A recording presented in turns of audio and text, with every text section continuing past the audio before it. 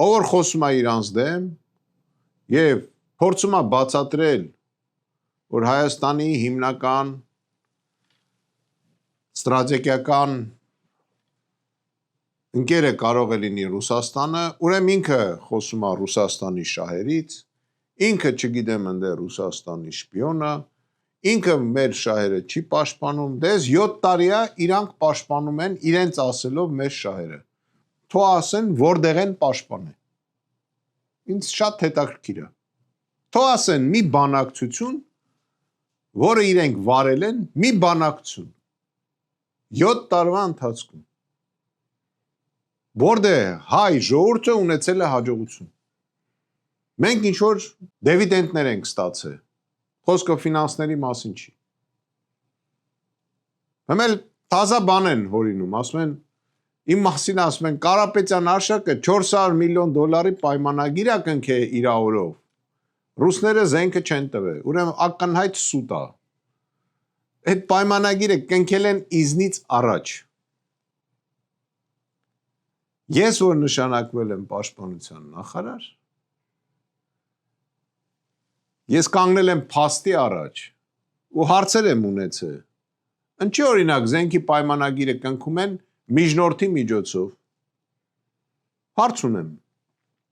Ինչի պայմանագիրը կնքելուց գրում են, որ պետքա մենք հայերս այդ զենքը վերցնենք անմիջապես գործարանից։ Ինչի չէր կարելի գրել, որ գործարանը հասցնում է Երևան։ Ու տենց լիքը հարցեր։ Բոլոր պայմանագրերը նման քանակի կնքվել է կամ իզնից առաջ, կամ իզնից հետո։ Դա արել է երկրի ղեկավարությունը։ Փոխ վարչապետները Նիկոլ Փաշինյանի գլխավորությամբ, իսկ այդ 400 միլիոնը, որ ասում են, նես չի որ Հայաստանը 400 միլիոնը ինչ որ վերակալ է, ասում է քաշ փող ամուծե, դա էլ ասու, տենց չի եղել։ Այդ 400 միլիոնը նույն ռուսների փողն է։ Հետո իրանք այդ փողը հատկացրեցին, մերոնք զենքը չտանան, իրանք նորից փող հատկացրեցին ռուսները, այդ զենքը նույն այդ զավոդից գնեցին, որտեղ պայեսներում գցած էր այդ հրթիռները, բաները, իսկ դա սպասարկման խնդիր ունի, դա հրթիռը նես բան չի, որ դնես պայեսնում ու տես մնա։ Մանավանդ պայթունավտանգ է։ Ու զավոդներն ասում են, մենք չենք կարող փող ծախսենք ձեր հրթիռների պահելու համար, ամեն օր ասում են, եկեք տարեք։ Քանի որ մենք պետք է տանեինք։ Նենց որ նշի որ ռուսը չի տվել։ Մենք չենք տարել։ Այ բանը տեղ է։ Խի չենք տարել, որովհետև ամերիկացին չի թողել, Վրաստանը ամերիկացին փակել է։ Չի թողել տանենք։ Իսկ այսօր իրանք Ամերիկայի արևով երթվում են։ Ամերիկայի պատճառով մենք պարտվեցինք,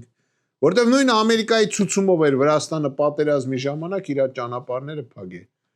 Ադրբեջան Վրաստանով զենք էին տանում, Հայաստան չէին բերում։ Մեղավորը անի ռուսներին, որ զենքը չեն տվել։ Ռուսներն եկան մտան Արցախ, Արցախը սկսին պահել, մենք սկսենք ռուսներին մեղադրել։ Վերջը մենք չկռվեցինք, Արցախը հանձնեցինք, որտեղ մեր երկրի ղեկավարը գնաց ամերիկացին ասեց՝ «Պիտի ճանաչես, որ Արցախը Ադրբեջան է»։ Ինքը գնաց ճանաչեց Արցախը Ադրբեջանը,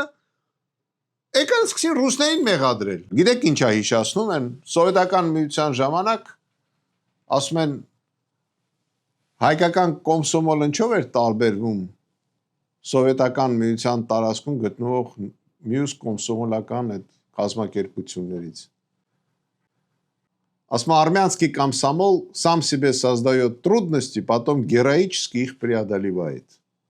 Հիմա մեր իշխանությունն է։ Հիմա սկսել են թիրախավորել Հայաստանում մեծահարուստներին։ Լավ, դրանք էլ թողին գնացին։ Հարկերը ումից է հավաքելու։ Ինչ եք կարծում։ Հասարակ մարդկանց հարկերն է բարձրանալու։ Եթե մեծահարուստները գնացին Հայաստանից, կամ իրենց ճնշեցին, կամ իրենց ստեղծածը իրենց ձեռքից առան, ու դրանով սկսվեց զբաղվել մեր այսօրվա իշխանությունը, ուրեմն այդ ամենը կներեք վարիա գնալու, որտեղ իրանք ոչ մի բան չեն ստեղծել, եղածն էլ որ ստանում են, ոչնչացնում են։ Բոլոր այն մարդիկ, ով որ զբաղված են, նորից եմ կրկնում, մեր քաղաքական գործիչների դեմ եւ ցուցումների համաձայն նկարչությամբ ունենալու են մեծ վախճան։ Ես ճիշտն ասած միշտ խոսել եմ քննիչների մասին, բայց ուզում եմ մի բան ասեմ, եթե դատավորը իր մուրճը հարվածում է ոչ թե ելնելով արդարությունից,